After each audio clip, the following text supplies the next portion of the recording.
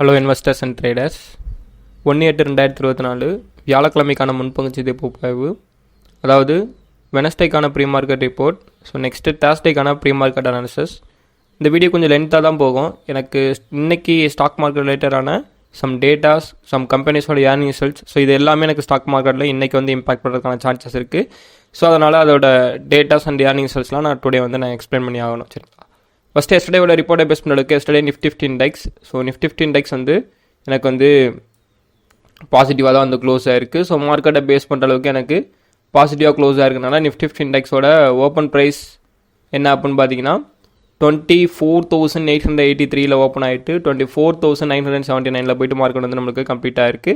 So இதை base பண்ணுற அளவுக்கு மார்க்கெட் வந்து ஒரு சைட்வேஸ் ட்ரெண்ட் அப்படிமோ அதே மூலியமாக அப் ட்ரெண்ட் வந்து போயிட்டு கம்ப்ளீட் ஆகிருக்கு. ப்ரீவியஸ் டேவான ரெசிஸ்டன்ஸ் வந்து 24,950 வந்து ரெசிஸ்டன்ஸாக இருந்துச்சு. ஸோ அதில் போயிட்டு மார்க்கெட் போயிட்டு ஃபர்தராக வந்து பிரேக் பண்ண முடியாமல் ஒரு 3 டைம்ஸ் வந்து நம்மளுக்கு டச் பண்ணி நம்மளுக்கு பிரேக் பண்ண பார்த்து, பட் பிரேக் பண்ணாமல் நம்மளுக்கு அப்படியே மார்க்கெட் வந்து லாஸ்ட் ஒரு 15 மினிட்ஸில் போய்ட்டு ஒரு பிரேக் அவுட் கேண்டிலோட ஃபார்மேஷன் கொடுத்து மார்க்கெட் நம்மளுக்கு கம்ப்ளீட் ஆயிடுச்சு. சரிங்களா? அந்த ரெசிஸ்டன்ஸ் வந்து உடச்சி ரெடியாக நிற்கிது இன்றைக்கி டேக்கான மூவ்மெண்ட்டுக்காண்டி. சரிங்களா? ஸோ அப்போ இன்றைக்கி டே என்ன நடக்க போகுது அப்படிங்கிறத பார்க்கறதுக்கு முன்னாடி எஸ்டர்டே இன்ஸ்டியூஷன் ஆக்டிவிட்டி எப்படி இருந்துச்சு அப்படின்னா, எஃப்ஐஎஸ் வந்து அகைன் வந்து நெட் சேல்ஸ் தான் வந்து பண்ணியிருக்காங்க. 3,462 crore வந்து நெட் சேல்ஸ் வந்து பண்ணியிருக்காங்க.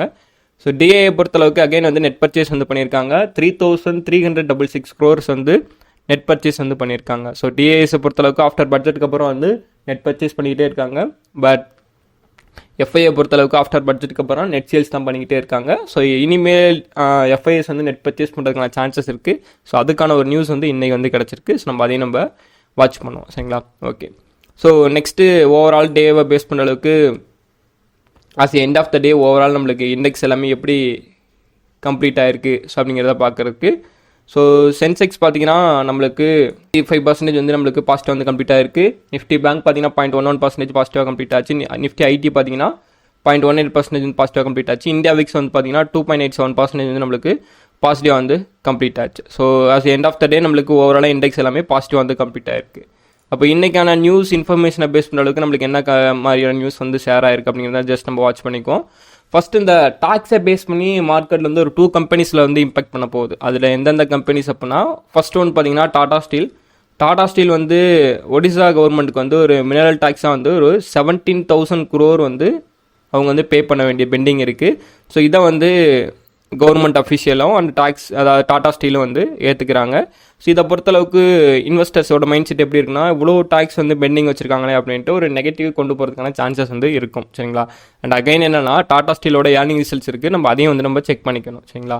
அதே நெக்ஸ்ட்டு பார்த்தீங்கன்னா, டாக்ஸை பேஸ் பண்ணுற அளவுக்கு ஜிஎஸ்டி அப்படிம்போம். சரிங்களா? குட்ஸ் அண்ட் சர்வீஸ் டாக்ஸை பொறுத்தளவுக்கு இன்ஃபோசிஸ் வந்து ஏமாற்றிருக்காங்க அப்படிங்கிறத அது வந்து ஒரு கவர்மெண்ட் அஃபிஷியலாக வந்து பப்ளிஷ் பண்ணியிருக்காங்க. ஒரு 32,000 crore வந்து ஸோ அலிகேட் பண்ணியிருக்காங்க டாக்ஸ் எவாஷனில் பேஸ் பண்ணுற அளவுக்கு 2017-21. ஸோ 21-22 அந்த ஒரு பெங்களூர் பேஸ்டு மேஜர் தான் ஸ்கேனர் பண்ணி ஸோ வந்து சொல்லியிருக்காங்க. இதை பொறுத்தளவுக்கு இன்ஃபோசிஸை பொறுத்தளவுக்கு டோட்டலி நெகட்டிவ். சரிங்களா? ஸோ இந்த மாதிரி ஒரு வைலேஷன் வந்து நடக்கக்கூடாது. இதை பர்டிகுலராக ஸோ அவங்க பார்த்து ஏதாவது சால்வ் பண்ணால் மட்டும்தான் ஸோ கம்பெனியோட ஸ்டாக் வந்து மேலே ஏறதுக்கான பாசிபிலிட்டிஸ் இருக்குது.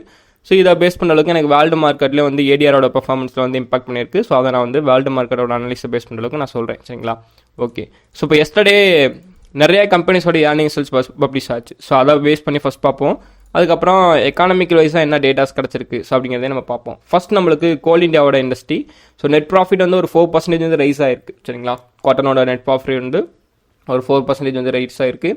இயர் ஆன் இயரை பேஸ் பண்ண அளவுக்கு நம்மளுக்கு ப்ரீவியஸ் இயர் குவார்ட்டர் பார்த்தீங்கன்னா 35,983 crore வந்து இருந்தது. பட் திஸ் குவார்ட்டரோட நம்மளுக்கு ப்ராஃபிட் வந்து ரைஸ் ஆகிருக்கு. பார்த்தீங்கன்னா இயர் ஆன் இயரை பேஸ் பண்ண அளவுக்கு 36,465 crore வந்து நம்மளுக்கு ரைஸ் ஆகிருக்கு. கோல் இண்டியாவை பொறுத்தளவுக்கு ஒன் ஆஃப் த பாசிட்டிவ். சரிங்களா? அண்டு அனதர் ஒன் பார்த்தீங்கன்னா மஹேந்திராவோட சேல்ஸ் வந்து டிராக்டரோட சேல்ஸ் வந்து ஒரு 5% வந்து க்ரோத் ஆகிருக்கு. ஓகே. ஸோ இது பொறுத்தளவுக்கு மஹேந்திராவோட அதாவது சேல்ஸ் ரெக்கார்ட் பேஸ் பண்ணுற அளவுக்கு மஹேந்திராவோட பாசிட்டிவான ஒரு நியூஸ். இதை பற்றின ஒரு டீட்டெயில் இன்ஃபர்மேஷனை வந்து ஃபர்தராக என்னோட டெலிகிராம் சேனல் வந்து நான் ஷேர் பண்ணுறேன். சரிங்களா? ஓகே. நெக்ஸ்ட்டு பார்த்தீங்கன்னா டாடா ஸ்டீலோட quarter 1 results. So net profit வந்து நம்மளுக்கு 960 crore தான் வந்து கிடச்சிருக்கு. ஒரு இயர் ஆன் இயரை பேஸ் பண்ணுறதுக்கு ஒரு 51% வந்து நம்மளுக்கு இயர் ஆன் இயரை பேஸ் பண்ணுறதுக்கு ஜம்ப் ஆயிருக்கு, அப் ஆயிருக்கு. சரிங்களா? நெக்ஸ்ட்டு வந்து ஸ்டீல் மேக்கர்ஸோட நெட் ப்ராஃபிட் வந்து நம்மளுக்கு எக்ஸ்பெக்டேஷனை விட கம்மியாக கிடச்சிருக்கு. ஒரு 1025 crores வந்து எக்ஸ்பெக்ட் பண்ணாங்க இந்த லாஸ்ட் ஸ்டேட்டில், பட் நம்மளுக்கு 960 crore தான் வந்து கிடச்சிருக்கு. ஸோ இது ஒன் ஆஃப் த நெகட்டிவ், ஒரு பாயிண்ட் வந்து நெகட்டிவ். அப்புறம் நெக்ஸ்ட்டு பார்த்தீங்கன்னா ரெவன்யூ ஆப்ரேஷனை பேஸ் பண்ணுற அளவுக்கு நம்மளுக்கு என்னென்னா வருவாய் வந்து ஒரு 8% வந்து சரிஞ்சிருக்கு. சரிங்களா, 54,771 கோடியாக தான் இந்த வருஷம் நம்மளுக்கு வந்து ஸோ அதோட இன்கம் வந்து இருக்குது. ஸோ ஓவராலாக டாடா ஸ்டீலை பேஸ் பண்ணுற அளவுக்கு நம்மளுக்கு என்ன கிடச்சிருக்கு அப்படின்னா, ஸோ எஸ்டிமேட்டை வந்து பீட் பண்ணலை. ஸோ அதை விட நம்மளுக்கு கம்மியாக கிடச்சிருக்கனால ஸோ டாடா ஸ்டீல் வந்து ஒரு ஷார்ட் டேர்மில் வந்து ஒரு நெகட்டிவாக போயிட்டு அகெயின் வந்துட்டு நம்மளுக்கு அப் ட்ரெண்ட் போகிறதுக்கான பாசிபிலிட்டிஸ் வந்து அதிகமாக இருக்குது. ஸோ டாடா ஸ்டீலோட ஏர்னிங் செல்ஸை பேஸ் பண்ணுற அளவுக்கு. சரிங்களா, நெக்ஸ்ட்டு மாருதி சுசுக்கியோட ஏர்னிங் செல்ஸை பேஸ் பண்ணுற அளவுக்கு நெட் ப்ராஃபிட் வந்து ஜம்ப் ஆயிருக்கு. ஒரு 47% வந்து ஜம்ப் ஆயிருக்கு. கிட்டத்தட்ட எஸ்டிமேட்டை வந்து பீட் பண்ணிடுச்சு. சரிங்களா, 3,650 crores வந்து கிடச்சிருக்கு. இயர் ஆன் இயராக பேஸ் பண்ண அளவுக்கு 35,531 crore வந்து நம்மளுக்கு கிடச்சிருக்கு. ஓகே, ஸோ இதை பொறுத்தளவுக்கு மாருதி சுசுக்கியில் வந்து one of the positive moment கிடைக்கிறதுக்கான பாசிட்டிவ் மூமெண்ட்டில் போகிறதுக்கான பாசிபிலிட்டிஸ் வந்து அதிகமாக இருக்குது. ஓகே, ஸோ அப்போ எக்கனாமிக்ஸ் வைஸாக என்னடா டேட்டா ரிலீஸ் ஆகுது அப்படின்னு பார்த்தீங்கன்னா சம் கன்ஃபர்மேஷன்லாம் எக்கனாமிக்ஸ் வைஸாக கிடச்சிருக்கு. ஒரு பாசிட்டிவான கன்ஃபர்மேஷன் தான். யூஎஸோட ஃபெடரல் மீட்டிங் வந்து எஸ்டர்டே இருந்துச்சு. ஃபெட் வந்து எகெயின் வந்து இன்ட்ரெஸ்ட் ரேட்டை வந்து அன்சேஞ்ச் பண்ணல. 5.25% to 5.50% தான் எகெயின் வந்து ஃபெட் வந்து ஃபிக்ஸ் பண்ணியிருக்காங்க. ஸோ மெம்பர்ஸ் வந்து டிக்ரீஸ் பண்ணுறதுக்கு வந்து ஒத்துக்கல. சரிங்களா, டிக்ரீஸ் பண்ணியிருந்தால் மார்க்கெட்டில் ஒரு நல்ல ஒரு பாசிட்டிவ் வைப் இருக்கும்.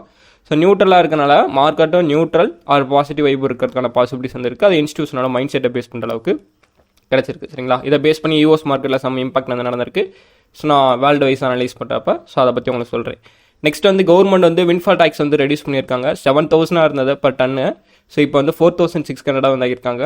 ஸோ ஆயில் கம்பெனிஸை பொறுத்தளவுக்கு வின்ஃபால் டேக்ஸ் ரெடியூஸ் ஆனனால ஸோ இது ஒன் ஆஃப் த பாசிட்டிவாக இருக்கிறதுக்கான பாசிபிலிட்டிஸ் வந்து இருக்குது. சரிங்களா, அண்ட் அகைன் நெக்ஸ்ட் என்னன்னு பார்த்தீங்கன்னா ஃபிசிக்கல் டெஃபிசிட் வந்து சொல்லுவோம். ஸோ இந்த நிதி பற்றாக்குறையை பொறுத்தளவுக்கு திஸ் ஃபினான்ஷியல் 25 வந்து ஒரு 8% வந்து திஸ் இயர் ஃபுல்லாகவே எஸ்டிமேட் வந்து பண்ணியிருக்காங்க. பட்ஜெட் அப்போ ஜூலை 23 அப்போ என்ன சொன்னாங்கன்னா 8.5% சம்திங் 5% 3% வந்து ஸோ எஸ்டிமேட் வந்து பண்ணாங்க. பட் இப்போ ஆமாம் 8.4% வந்து எஸ்டிமேட் வந்து பண்ணது. ஸோ இப்போ வந்து பார்த்தீங்கன்னா 8% வந்து எஸ்டிமேட் வந்து பண்ணியிருக்காங்க. ஸோ இதை பொறுத்தளவுக்கு இந்தியன் எக்கானமியை பொறுத்தளவுக்கு ஒன் ஆஃப் த பாசிட்டிவ். சரிங்களா, ஸோ இது வந்து ஸ்டாக் மார்க்கெட்டில் ஒரு சின்ன ஒரு டேட்டாஸை பேஸ் பண்ணி இம்பாக்ட் ஆகக்கூடியதான், பெருசாக வந்து இம்பாக்ட் பண்ண போகிறதில்ல. ஸோ அந்த லெவலுக்கு நம்மளுக்கு அதோட நியூஸ் வந்து எஃபெக்டாக இருக்காது. சரிங்களா, ஜஸ்ட் ஒரு எக்கானமியை பொறுத்தளவுக்கு கிடச்சிருக்கக்கூடிய ஒரு இன்ஃபர்மேஷன் அது. நெக்ஸ்ட் கோர் செக்டாரோட அவுட்புட் அப்படிமோ இது வந்து ஸ்டாக் மார்க்கெட்டில் இம்பாக்ட் பண்ணும். ஒரு 4% வந்து ஜூன் மந்த் வந்து நம்மளுக்கு கிடச்சிருக்கு. 5.7% தான் இருந்தது. 4% வந்து டிக்ளைன் ஆயிருக்கு. கோர் செக்டாரோட டேட்டாஸை பேஸ் பண்ணி எப்பொழுதுமே நம்மளுக்கு அதிகமாக போயிட்டு இருக்கணும். கோர் செக்டார்ஸ்னால் ஒரு ஃபியூ செக்டார்ஸ் இருக்குது. என்னென்னா சிமெண்ட், கோல், குரூட் ஆயில், அப்புறம் electricity, fertilisers, natural gas, so அப்புறம் refinery products, so and steel. So இது எல்லாமே கோர் செக்டார்ஸ் அப்படிமோ. இதை ஓவராலாக சேர்த்து கோர் செக்டார்ஸ் அப்படிங்கிறப்ப அதோட டேட்டாஸ் வந்து நம்மளுக்கு பாசிட்டிவாக கிடைக்கணும். ஸோ இந்த பர்டிகுலர் கம்பெனிஸில் ஏதாவது சேல்ஸோ ப்ரொடக்ஷனோ கம்மியாக இருக்குது அப்படின்னா அந்தந்த கம்பெனிஸில் வந்து நம்மளுக்கு டிக்ரீஸ் ஆகிறதுக்கான பாசிபிலிட்டிஸ் இருக்குது. ஓவராலாக நம்மளுக்கு டிக்ரீஸ் ஆகாது. சரிங்களா, ஸோ அந்தந்த கம்பெனிஸை பேஸ் பண்ணி அது ஏதாவது உங்களுக்கு அனலைஸ் பண்ணி ப்ரொடக்ஷன் கம்மியாக இருக்குது இல்லை சேல்ஸ் கம்மியாக இருக்குது அப்படின்னா அந்த கம்பெனிஸ்லாம் நம்மளுக்கு மார்க்கெட் வந்து நெகட்டிவாக போகிறதுக்கான பாசிபிலிட்டிஸ் வந்து அதிகமாக வந்து இருக்குது. ஸோ கரண்ட்லி பார்த்தீங்கன்னா நம்மளுக்கு ஜூன் 1 பேஸ் பண்ணுற அளவுக்கு 4% வந்து டேட்டா வந்து நம்மளுக்கு பப்ளிஷ் பண்ணியிருக்காங்க. ஓகேங்களா, வேர்ல்டு வைடாக நம்மளோட அனலைஸை பேஸ் பண்ணுற அளவுக்கு யூஎஸ் மார்க்கெட் நம்மளுக்கு பாசிட்டிவ் வந்து கம்ப்ளீட் ஆயிருக்கு. ஒரே காரணம் யூஎஸோட ஃபெட் இன்ட்ரெஸ்ட் ரேட் அன்சேஞ்சு. சரிங்களா, ஸோ இதை பொறுத்தளவுக்கு நம்மளுக்கு நிஃப்டி இண்டெக்ஸ் எப்படி கம்ப்ளீட் ஆயிருக்குன்னா 0.16% வந்து பாசிட்டிவ் வந்து கம்ப்ளீட் ஆயிருக்கு. என்ன இண்டிகேட் பண்ணுதுன்னா Nifty index positive or 50 points to 100 points வந்து கேப் அப்பில் ஓப்பன் ஆகிறதுக்கான சான்சஸ் வந்து இருக்குது. And end of the day Dow Jones futures பார்த்தீங்கன்னா கரண்ட்டாக மார்க்கெட் ரன் ஆகிட்டு இருக்கக்கூடிய ப்ரைஸ் பார்த்தீங்கன்னா 0.43% பாசிட்டிவ் வந்து க்ளோஸ் ரன் ஆகிட்டு இருக்கு. நாஸ்டாக் S&P 500 பார்த்தீங்கன்னா 2.64% வந்து பாசிட்டிவ் வந்து க்ளோஸ் ஆயிருக்கு. S&P 500 பார்த்தீங்கன்னா 1.58% வந்து பாசிட்டிவ் க்ளோஸ் ஆகிருக்கு. ஸோ காரணம் வந்து ஃபெட்டோட இன்ட்ரெஸ்ட் ரேட் அன்சேஞ்சு தான். சரிங்களா, ஓவராலாக கமாடிட்டிஸை பேஸ் பண்ண அளவுக்கு என்ன கன்ஃபர்மேஷன் கிடச்சிருக்கு அப்படின்னா குரூட் ஆயில் யூஎஸ்டி பார்த்தீங்கன்னா 5.23% பாசிட்டிவ் வந்து க்ளோஸ் ஆயிருக்கு. பிரெட் குரூட் ஆயில் பார்த்தீங்கன்னா 3.68% பாசிட்டிவ் க்ளோஸ் ஆயிருக்கு. ஸோ குட் ட்ரேட் எஸ்டர்டே வந்து ஒரு பாசிட்டிவ் வைப்பில் கொடுத்துருக்கு. ஸோ அது மோஸ்ட்லி நம்மளுக்கு ஃபெட்டோட இன்ட்ரெஸ்ட் ரேட்டை அன்சேஞ்ச் பண்ணாமல் இருக்கக்கூடிய ஒரு நியூஸாக தான் இருக்கும். ஸோ இல்லைனா சம் ஆயில்ஸை பேஸ் பண்ணி சம் நியூஸ் வந்து பப்ளிஷ் ஆகிருக்கலாம். ஓகே, நான் நெக்ஸ்ட்டு ஏடிஆரோட பர்ஃபார்மன்ஸுக்கு போகிறவங்களுக்கு ஆல் ஏடிஆர்ஸ் நம்மளுக்கு பிலோ 1% பாசிட்டிவ் வந்து க்ளோஸ் ஆயிருக்கு. பட் இன்ஃபோசிஸ் ஏடிஆர் மட்டும் 2.12% நெகட்டிவ் வந்து கம்ப்ளீட் ஆயிருக்கு. ஜிஎஸ்டி ப்ராப்ளம் தான் சரிங்களா. நான் எக்ஸ்பெக்ட் பண்ண மாதிரி ஜிஎஸ்டி ப்ராப்ளம் தான். ஸோ இது வந்து நெகட்டிவ் வந்து கம்ப்ளீட் ஆயிருக்கு. ஸோ இன்ஃபோசிஸை பொறுத்தளவுக்கு ஷார்ட் பொசிஷன் ட்ரேடிங் கிடச்சுன்னா நீங்கள் வந்து ட்ரை பண்ணலாம். நிஃப்டிலே வந்து இன்ஃபோசிஸ் வந்து ஒரு டாப் லாஸர்ஸாக வந்தாங்கன்னா நிஃப்டி நம்மளுக்கு கீழே விழுகிறதுக்கான பாசிபிலிட்டிஸ் வந்து அதிகமாக வந்து இருக்குது சரிங்களா. ஸோ இந்த மாதிரி ஒரு ஃபண்டமெண்டலி இன்ஃபர்மேஷன்லாம் வந்து நம்மளுக்கு கிடச்சிருக்கு. நெக்ஸ்ட்டு இன்றைக்கான கம்பெனிஸோட ஏர்னிங் ரிசல்ட்ஸை பேஸ் பண்ணுற அளவுக்கு சன் பாராமெடிக்கல் இண்டஸ்ட்ரீஸ் வந்து ஏர்னிங் ரிசல்ட்ஸ் வந்து பப்ளிஷ் பண்ணுறாங்க. Tata Motors, next ITC, Adani enterprise, Tata ports. So இந்த ஒரு 5 கம்பெனிஸ் வந்து மேஜர் இந்தியன் கம்பெனிஸில் வந்து ரொம்ப முக்கியமான இந்த ஒரு 5 கம்பெனிஸோட ஏர்னிங் ரிசல்ட்ஸ் வந்து டுடே வந்து பப்ளிஷ் ஆக போகுது. நிறைய கம்பெனிஸ் இருக்குது. இது இப்போ 5 கம்பெனிஸ் ரொம்ப இம்பார்ட்டனால ஸோ இதை மட்டும் நான் வந்து உங்களுக்கு டாப்பிக்கை வந்து வச்சு சொல்லியிருக்கேன் சரிங்களா.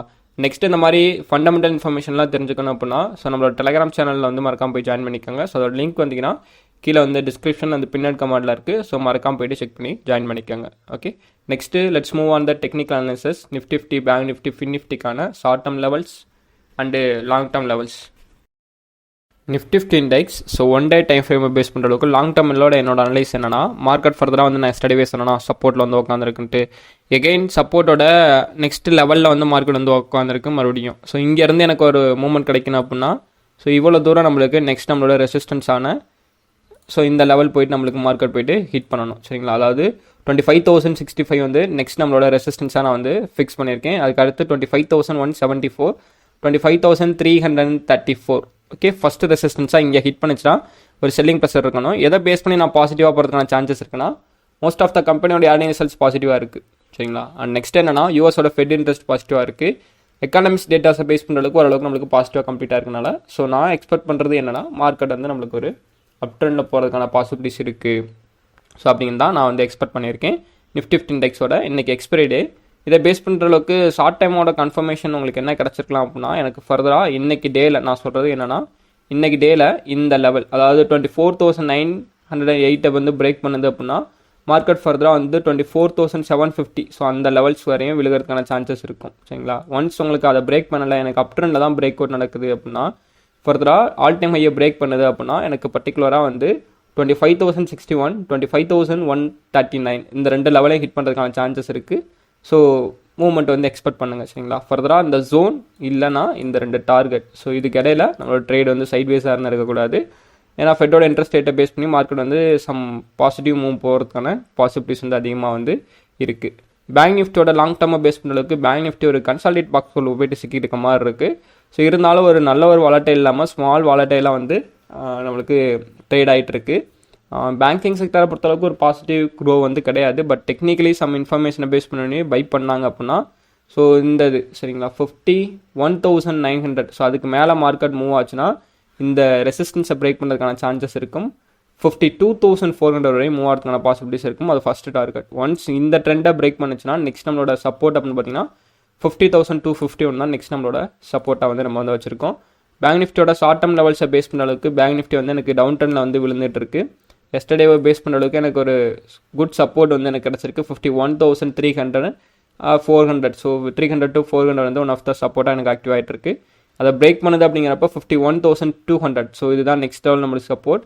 ஃபர்தராக எனக்கு இந்த ரெசிஸ்டன்ஸை பிரேக் பண்ணக்கூடிய ஒரு மூவில் தான் போயிட்டுருக்கு. மார்க்கெட் உடனே சடன் ஃபால் ஆச்சு அப்படின்னா ஸோ இதுக்குள்ளே இந்த பர்டிகுலர் 2 பிளேஸ்க்குள்ள வந்து சப்போர்ட் எடுத்துகிட்டு இந்த ரெசிஸ்டன்ஸை பிரேக் பண்ணுது அப்படிங்கிறப்ப நெக்ஸ்ட் நம்மளோட ரெசிஸ்டன்ஸ் ஜோன் பார்த்தீங்கன்னா 51,900 தான் நம்ம லாங் டேர்மில் சொன்ன மாதிரி. அதுக்கு அடுத்தது 52,200, 52,400 அதுக்கு அடுத்த லெவல் ரெசிஸ்டன்ஸ் தான் நம்ம வந்து பேங்க் நிஃப்டி இண்டெக்ஸ் ஃபிக்ஸ் பண்ணியிருக்கோம். ஃபின் நிஃப்டி இண்டெக்ஸை பொறுத்தளவுக்கு பேங்க் நிஃப்டியில் என்ன கன்ஃபர்மேஷனோ அதே தான் ஃபின் நிஃப்டியும். இது வந்து ஒரு ஃபாலிங் சேனல் பட்டனுக்குள்ள வந்துட்டு இருக்கு. பட் ரெசிஸ்டன்ஸை ரீச் பண்ணிச்சு அகைன் மார்க்கெட் வந்து ஒரு ரீட்ரெஸ் கன்ஃபர்மேஷன் பண்ணி மார்க்கெட் அப் ட்ரெண்டில் போகிற சுச்சுவேஷன் வந்து கிரியேட் பண்ணிட்டு இருக்கு. ஃபர்தராக வந்து 23,574 வந்து பிரேக் பண்ணிச்சுன்னா மார்க்கெட் நெக்ஸ்ட்டு இந்த ரெசிஸ்டன்ஸ் ஜோனை போய்ட்டு ரீச் பண்ணி நம்மளுக்கு பிரேக் ஆகிறதுக்கான பாசிபிலிட்டிஸ் வந்து கிரியேட் பண்ணி வச்சிருக்கு. பட் நம்மளுக்கு அது பிரேக் ஆகுதா அப்படிங்கிறத பார்ப்போம். ஷார்ட் டேர்மோட கன்ஃபர்மேஷனை பேஸ் பண்ண அளவுக்கு நம்மளுக்கு ஃபின் நிஃப்டி இண்டெக்ஸ் என்ன கன்ஃபர்மேஷன் வந்து கொடுக்குது அப்படின்னா ஸோ பேங்க் நிஃப்டி என்னதோ அதே தான். ஃபின் நிஃப்டி வந்து இந்த சப்போர்ட் ட்ரெண்டை வந்து உடச்சுன்னா நெக்ஸ்ட்டு ஜோனான 23,200க்குள்ளே மார்க்கெட் வந்து சப்போர்ட் எடுக்கணும் சரிங்களா. ஒன்ஸ் உங்களுக்கு அப் ட்ரெண்ட் இருக்க சப்போர்ட் வந்து உடைக்குது அப்படிங்கிறப்ப ஃபஸ்ட் நம்மளோட டார்கெட்டாக வந்து 23,600 வந்து நம்மளோட டார்கெட்டாக வந்து நம்ம ஃபிக்ஸ் பண்ணுவோம். அகெயின் இந்த ஜோன் வந்து பார்த்தீங்கன்னா 23,700 to 800, 900 அந்த லெவல்ஸ் வந்து நம்மளோட டார்கெட்டாக வந்து நம்ம ஃபிக்ஸ் பண்ணுவோம் சரிங்களா. இதான் நம்மளோட technical levels. Okay, next so இன்றைக்கான ஓவரால் சம்மர் அண்ட் கன்க்ளூஷனை பொறுத்தளவுக்கு ஃபண்டமெண்டலி மார்க்கெட் வந்து வெரி பாசிட்டிவாக இருக்குது.